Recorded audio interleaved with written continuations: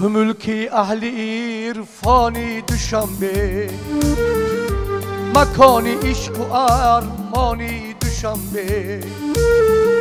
تو ملکی اهلی عرفانی دوشنبه، مکانی عشق و ارمانی دوشنبه.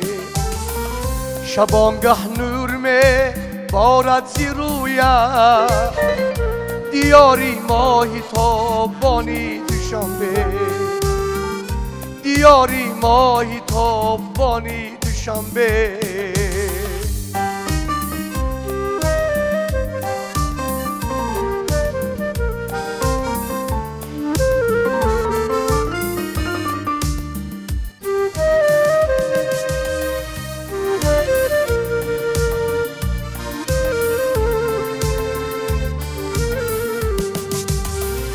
کنارت یافتم آرامشی دل، محبت خانه دوشنبه.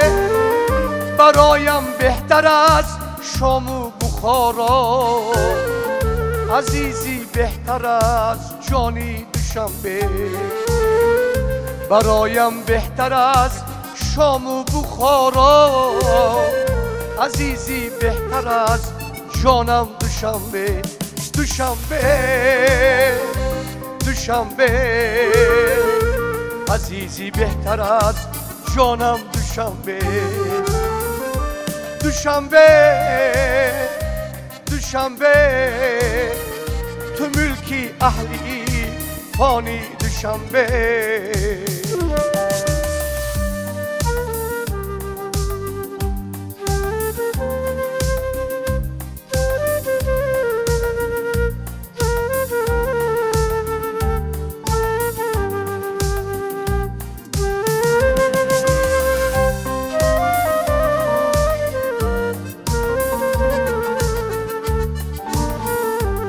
کنارت ناز دارد سبزه و گل، بهاری و گلیستانی دوشنبه.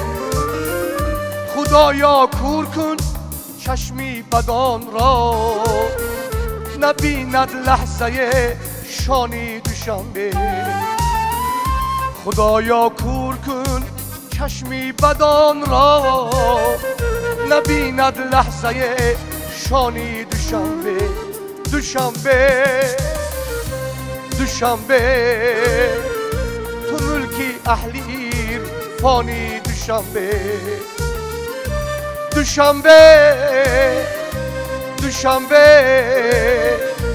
مکانی عشق و ارمانی دوشنبه.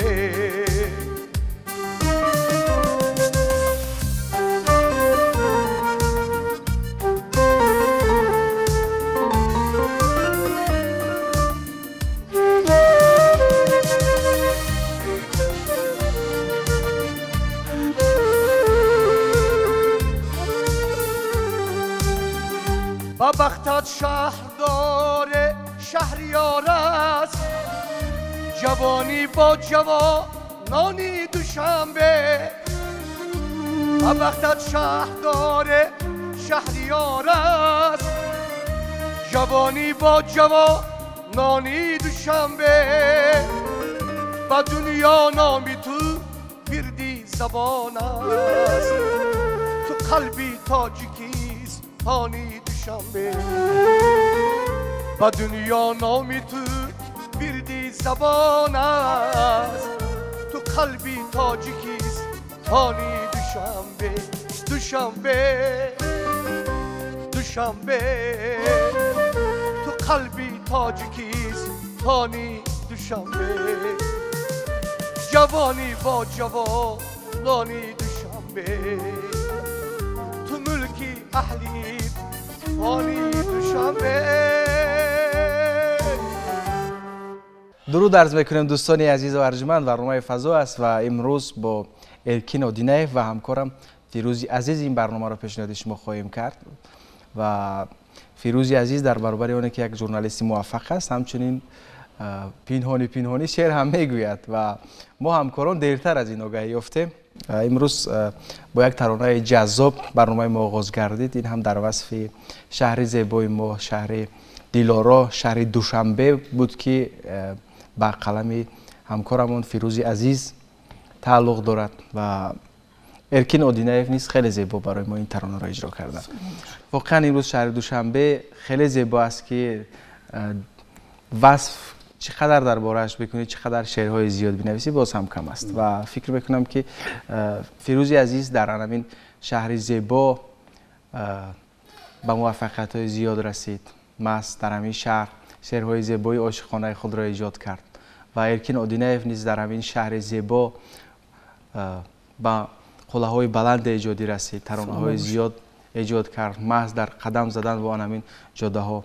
و عموما تا چه اندازه زیبایی شهر، آرامی شهر الهام بخش است برای شما؟ تا چه اندازه انگیزه میبخشد؟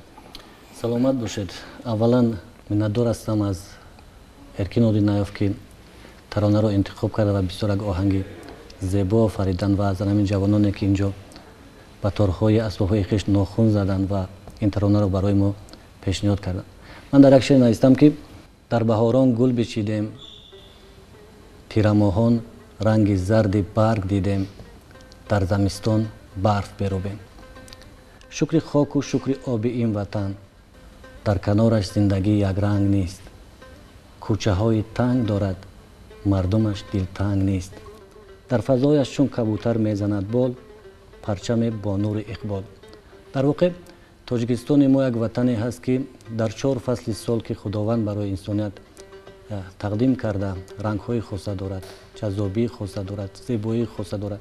و گمان میکنم چون کشور ما در روی عالم کم سرزمین‌هایی هستند که در هر فصل رنگ دیگر میکنند، دامن دیگر میکنند، جامه دیگر میکنند و دوشنبه یک نگین رو میماند در این وطن بسیار هم زیبا که پر از عشق است، پر از محبت است. همه ما هنگام دانشجویی چون به این شهر زیبا می آییم، یک صحیفه نو روزگار خود را باز میکنیم، به یک دنیای دیگر وارد میشویم و اینجا خواهیم نخواهیم یک روزگاری را از سر میگذرانیم و این روزگار چون یک خاطره بسیار هم زیبا و این شهر چقدر امکانات ها میدهد برای جوانان. و باور کنید همین ترانه‌ای که حاضر ارکی اودینایف سراییدن، من هم مثل شما و مثل بینندگان تلویزیون بار اول این ترانه را گوش کردم و بسیار خوشم آمد. ارکین شما خوش آمدید به برنامه. ما از شهر دوشنبه گفتیم. خب شما نیز در این شهر زیبا خاطره های خیلی زیاد دارید و ما همین شهر است که برای تمام افراد خاصتا برای جوانان تمام امکانیت ها را میدهد تا استعداد خود، دانش خود، تا بینش خود را رونق بدهد و برای وطن خود کاری کرده باشد. بله، دوشنبه بسیار شهر زیبا است، بسیار شهر تاریخی است.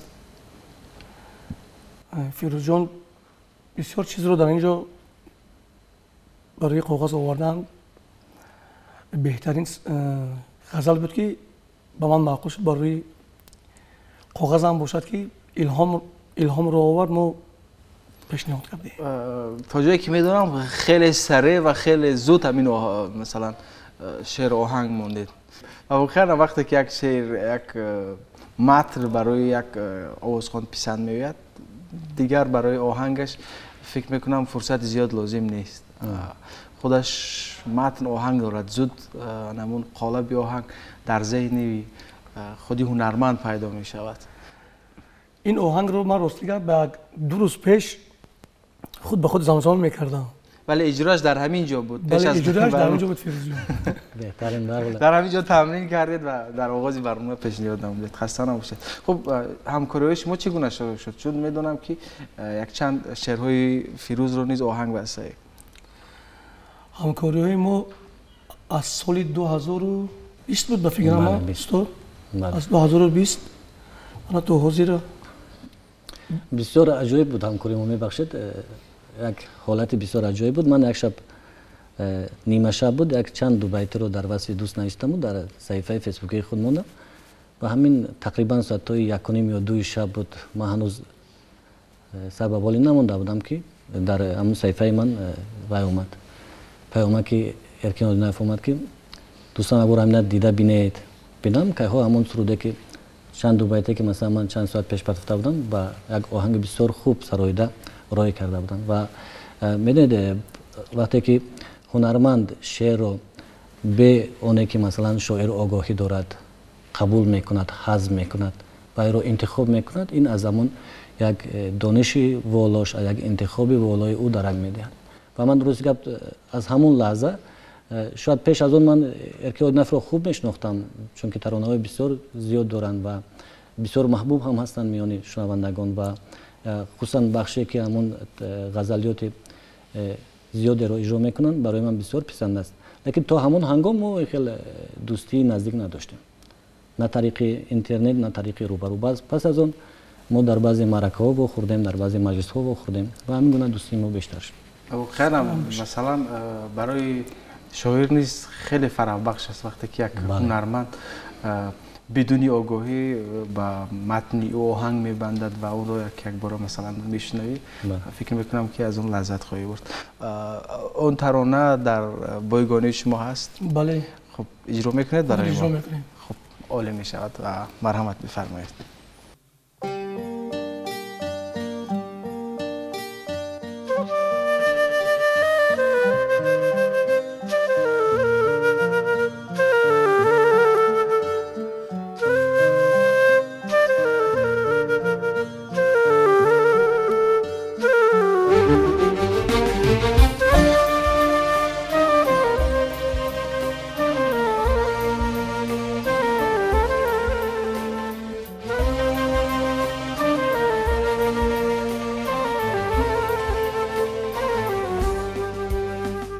کس دنیا نماند باقی ای دوست،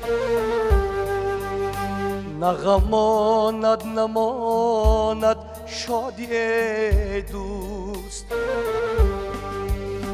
با کس دنیا نماند باقی ای دوست، نغماند نماند شادی ای دوست. چی سود از دوری و تنها نشینی، نمیماند نماند ساقی ای دوست. چی سود از دوری و تنها نشینی،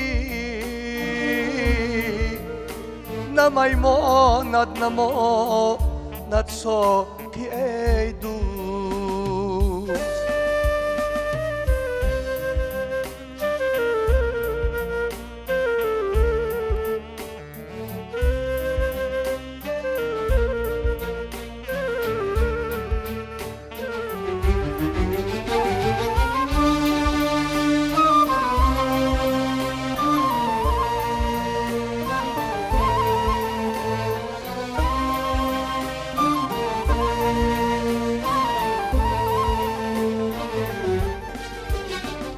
دنیا نکند کرای غم خوردنی ما، نه دوست بود قرین و نه دشمنی ما.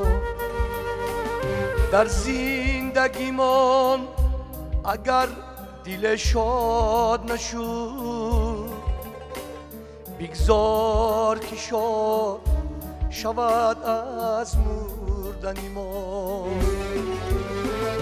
در زندگی ما اگر دل شاد نشد، بگذار که شاد شود از مردنی ما. ای دوست ای دوست، و کس دنیا نما باقی ای دوست. ای دوست ای دوست، نمیماند نماند ساقی ای دوست.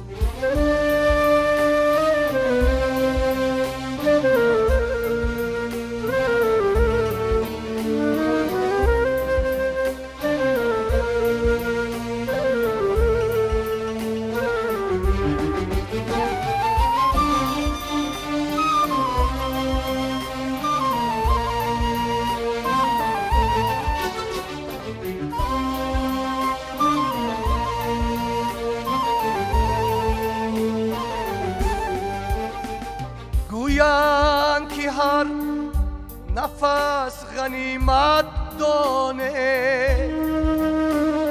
از زندگی بهره به خود برداره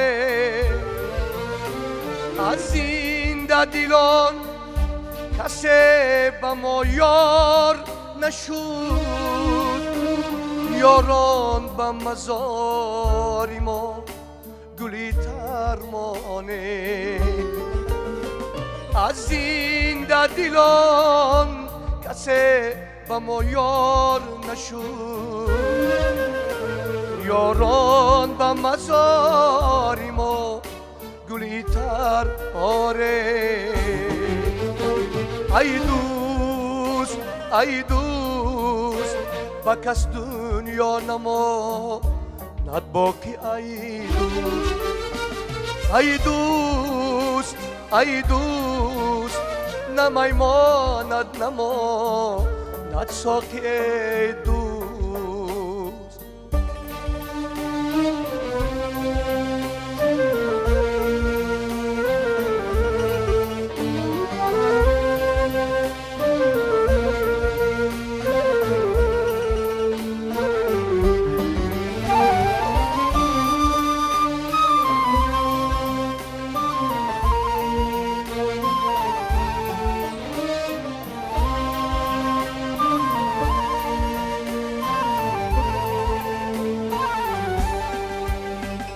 هر لحظه زندگی عجیب است ای دوست پایانی رهی عمر قریب است ای دوست هر لحظه زندگی عجیب است ای دوست پایانی رهی عمر قریب است ای دوست از صحبتی هم بیا کمی آساییم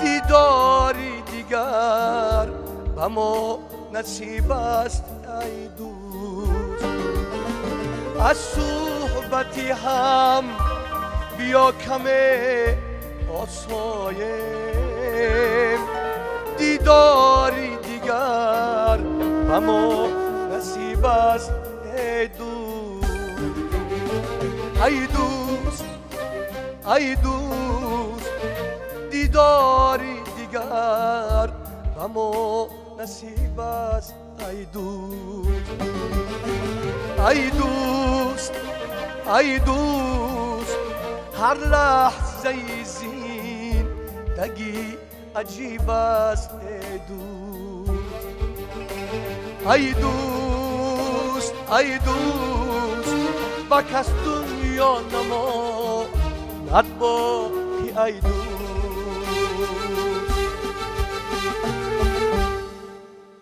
به به آفرین خسته نباشید واقعا ارکین اودینیف از زمره آن هنرمندان است که به همین سبک سنتی پایدار است و همیشه تلاش میکند که همین سبک سنتی ملی ما را حفظ کند نگه دارد و حالا مثلا میبینیم که جوانان زیادی به همین سبک محض با تلاش های همین گونه هنرمندان مثلا پیروی میکنند. سلامت باشید. و علاقه فرزندان شما نیز به فکر میکنم علاقه در همین سبک و در همین رویه در برابر شما مثلا ترانه میخوانند. بله سرود اسپانی حرکت میکنند.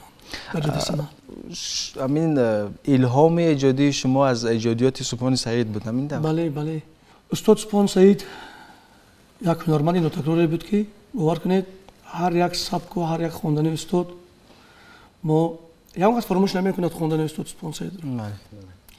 من نیز پیروی با استاد سپهان سعید دارم. از مکتب استاد سپهان سعید شما بهره بردید و بیشتر به فولکلور نیز مثلا توجه دارید به فولکلور ملی؟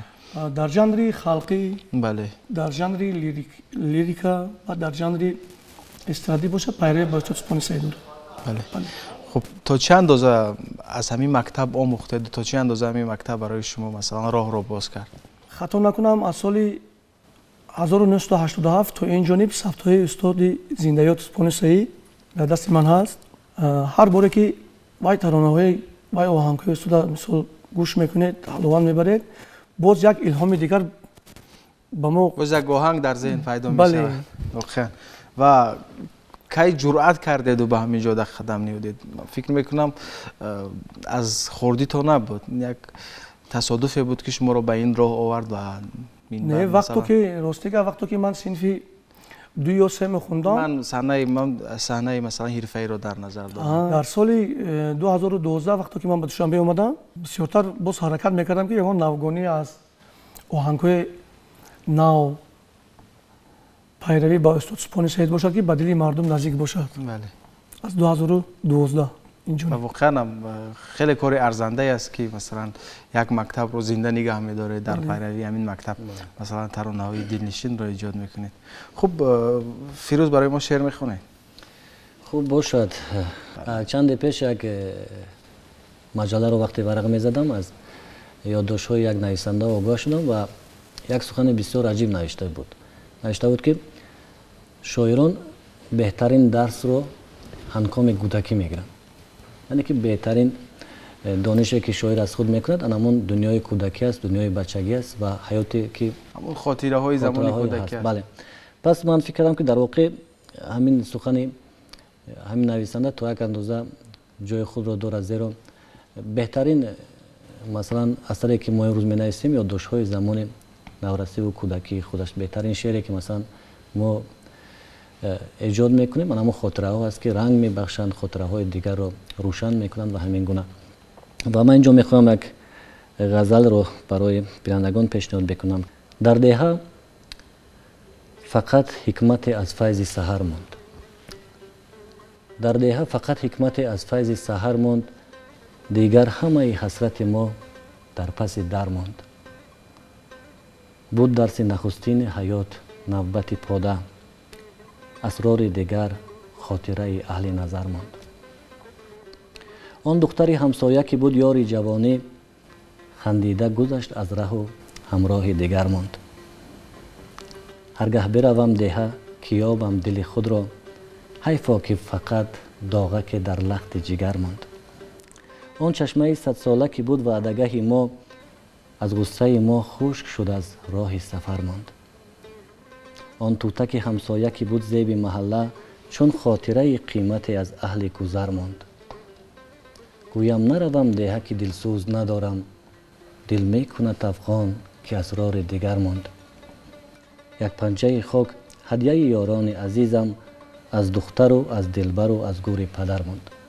در واقع وابسته به مرحله های زندگی، وابسته به سن و سال، هر وقت ما به زادگاه خود برمیگردیم این پی همون خاطره های روزهای به سر برده خود برمیگردیم و اونجا گاهی در همون زیر توتک همسایه وقتی که من میرم هنوز بچگی خود را میبینم که به همون موسم توت پزی و توتچینی مشغول بودم. وقتی که یگان کودک همسایه که فرزندان خود را زیر اون توت میبینم گمان میکنم بچگی خودم است، یا که وقتی میبینم که یک جوان مست دیدار یک دختری همدیهه است، یک همصنف خود است، همون جوانای خود را یاد میکنم و همین گونه دیگر. و گمان میکنم نه تنها من بلکه هر یک شخصی که مثلا یک روزگار در دهه زندگی کرده است همیشه وقتی به دهه میرود به خاطر پیدا کردن یک روزی روشن خاطرات خود. من نمیدونم خاطره یک نویسنده را خواندم، نمیدونم کدام از نویسنده بود، میگوید که در روبروی خانه ما یک کوهی سرخ بود و اون کوهی سرخ اصلا نه درخت داشت نه دال داشت، چیزی نداشت و هر وقتی که من مثلا به اون کوه نظر میکردم فکر میکردم که از همه منظره بد، از همه یک مکانی ناخوش همین کوه است. و یک زمان میگوید وقتی ما در یک آزمون اشتراک کردیم و از ما خواهش کردن که بهترین منظره دنیا رو پیش نظر خود برید و تصویر کنید، به اختیار همون کوه در پیش نظری من پدید آمد.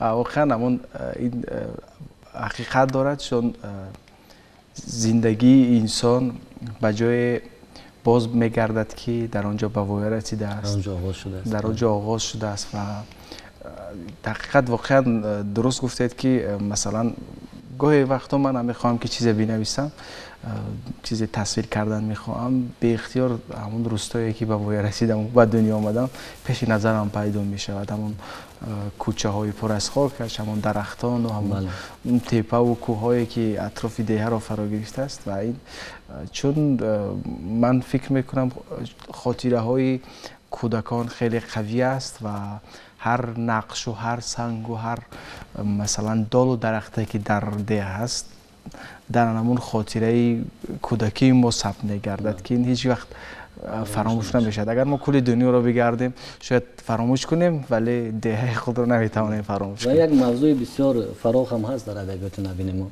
از استاد ترسونزاده، استاد لایق، بازار صابر، گلرخسار و در همین سم استاد بازار صابر خیلی دست قوی دارن، خیلی تصویرهای زیبا دارن. همون قشلاقه که من بوی چپادی دارد که چقدر معروف است، چقدر واقعا همین گونه شعرها زیاد هستند که مثلا سرچشمه‌اش از دیه است، سرچشمه‌اش از زادو است. بله راست گپ. من چند شعرگونه در همین سبک نوشتم و بچگی هم در کنار دیه ماند، در تگ شهتوت یک همسایه ماند. بچگی هم با همه دار و مدار در کتاب خاطره چون سایه ماند. یک سنه از روزگار بیخودی چون علامت در کتاب دایه ماند. می دویدم بی سر و پا هر طرف، بی سری ها در دل همسایه ماند. آه مادر جستجومان می نمود، جستجویش زندگی را غایه ماند. پس نمی آید دیگر آن روزگار، در دل من قیمتش بی پایه ماند. می روم دیه سراغ بچگی، بچگیم در کتاب دایه ماند. نخستین سرچشمه‌ای که مثلا نام ما رو ثبت میکنن همون کتاب دایه است که آنجا سنه تولید و دیگر چی را میمونن و کون میکنن اگر ما خاطره های روزگار خود را پیدا کنیم اولین چیز همون اشاره و ثبت دایه هست. خب ارکین باز چی برای ما اجرا میکنید؟ یک غزل دیگه از استاد است. امروز علمم کرد که یک بار ننوشتی. که بار ننوشتی. بله. خب مرحمت.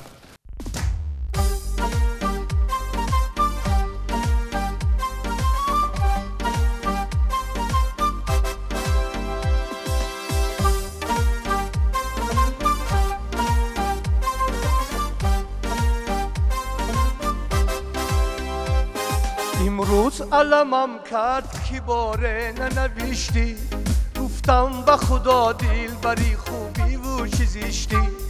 امروز علمم کرد که باره ننوشتی، گفتم به خدا دل بری خوبی و چیزیشتی. شرمت نبود این هدفی دوری نشینی، ما بر تو نیازم و تو با غیر نشینی. شرمت نبود این هدفی دوری نشینی، ما بر تو نیازم و تو با غیر نشینی.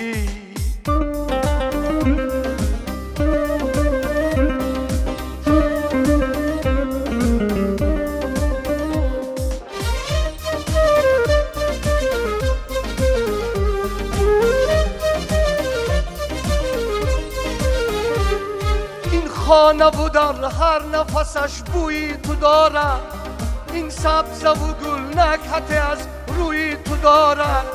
عالم چی زیباست ولی به تو خراب است، این لحظه اون به تو به عشق عذاب است. عالم چی زیباست ولی به تو خراب است، این لحظه اون به تو به عشق عذاب است.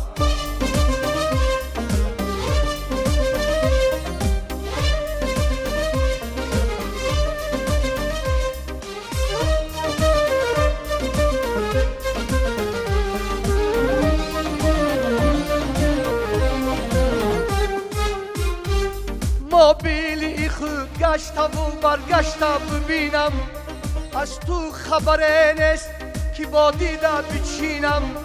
ما بیلی خود گشته و برگشته ببینم، از تو خبره نیست که با دیده بچینم. این است اگر پیشه دوست داری دنیا، ماهی به کجا دور شود از لبی دریا.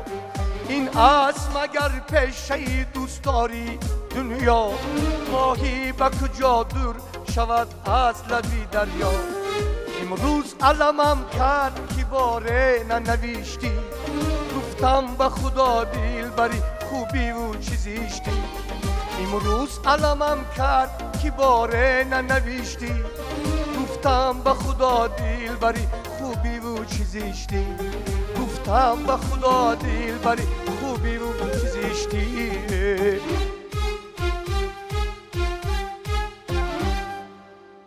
تشکر زیاد خسته نباشید. مجموعه دویمیش خطا نکنم تیرمای عشق است که فراگیری شعرهای لیریکی است و یکی از شعرهایی که من زیاد میپسندم اینجا خب اگر پیدا کنم خب نامه پیش از شب عروسی خب اگر امین شعر برای ما بخونید خیلی عالی میشه.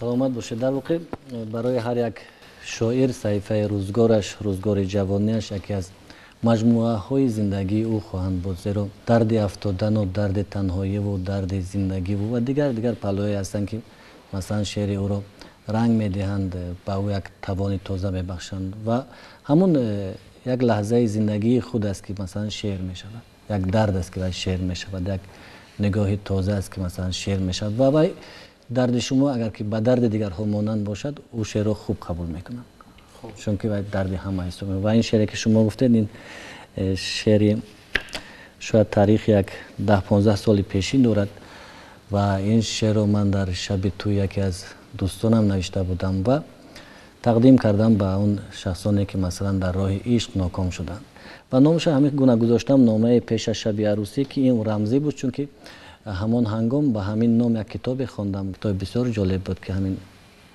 یک موضوع بسیار زیبا را داشت. خوب شعر همین گونه از شعر در شکل شعر اوزان نوشته شده است.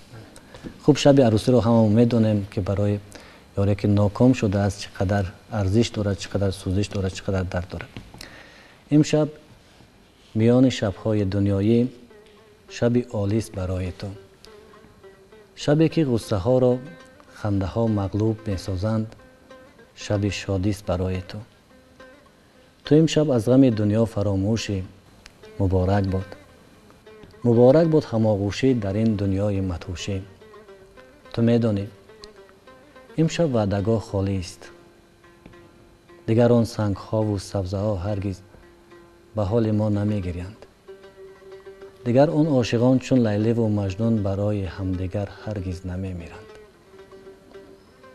دیگر با بوسه شیرین تو آرامم نمیسازی دیگر در بیت‌های شعر من هرگز نمینازی تو امشب در بری دیگر کنار بستری گرمی ولی من مثل یک پیکر کنار خانه سردم تو امشب میانی خنده و شادی ولی من کشور دردم تو امشب مست دنیای زبخت خیش مینازی حلالت باد عزیزی دل با انسان عشق نوبازی تو میدانی خدا را از برایت زاره میکردم که شاید آن من گردی در این دنیای تنهایی تو شاید جان من گردی ولی امروز دانستم که آن مرد کنار تو ز من بیشتر خدا گفته است ز من پیشتر دعا گفته است من امشب بار دیگر نامه هایت را بخوانم یک به یک پس آن دهم برباد و زیر لب فغان سازان بگویم که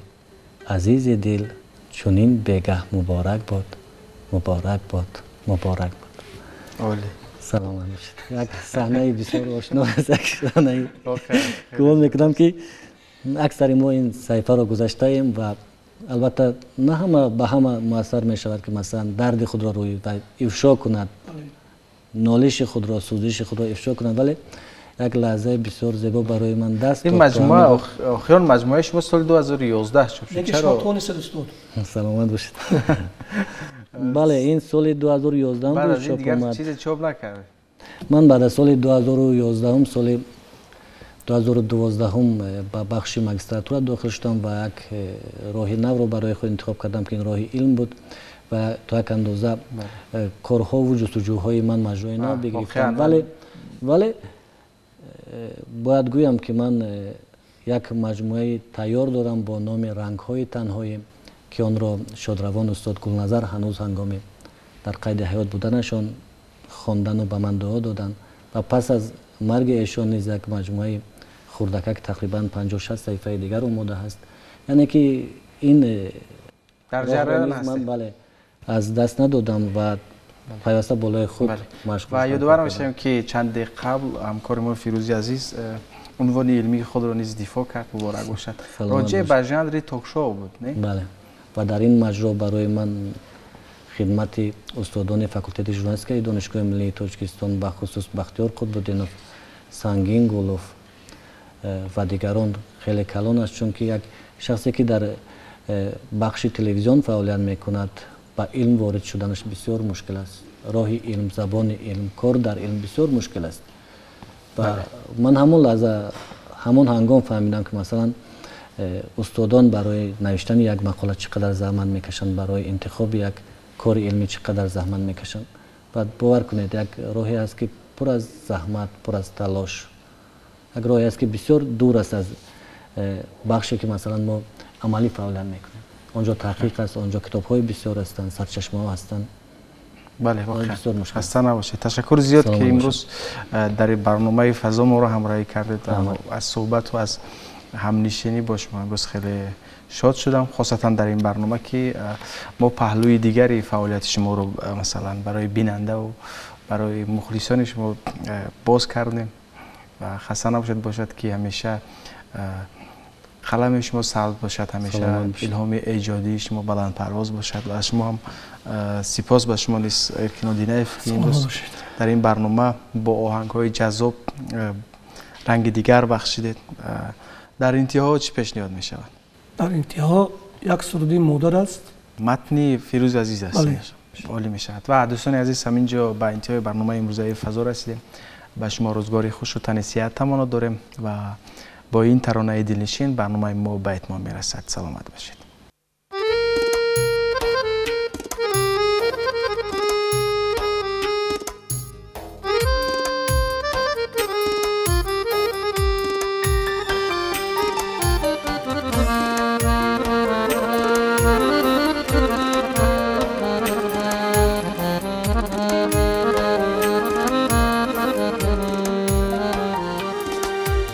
شکرانه هر نگاهی گرمت آچه، شکرانه هر صدای نرمت آچه، آچه آچه یا توانی جانم آچه، نوری سر و مهری خواه ندانم آچه، آچه آچه یا توانی جانم آچه، نوری سر و مهری خواه ندانم آچه یا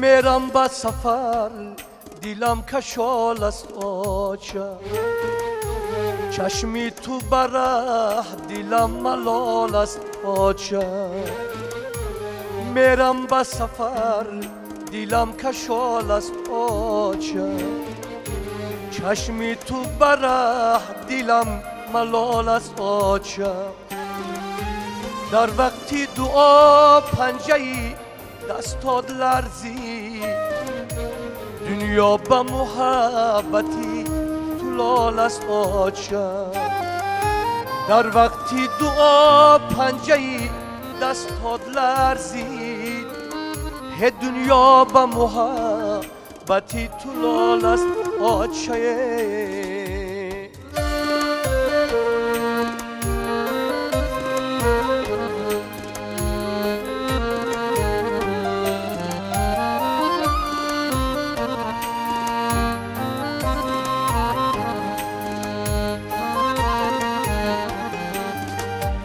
دارم سفر و دیلم کباب است آچه، دانم که نگاهی تو را بست آچه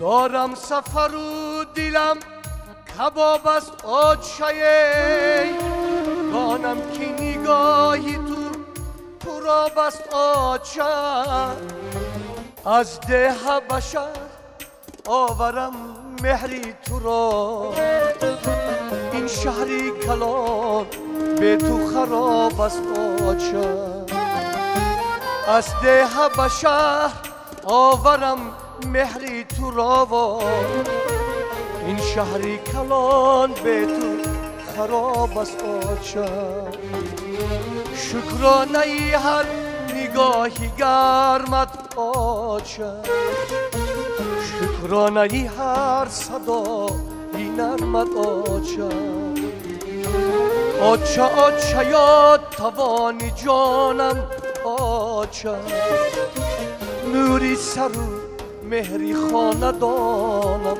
آچه نوری سر و مهری خانه دانم آچه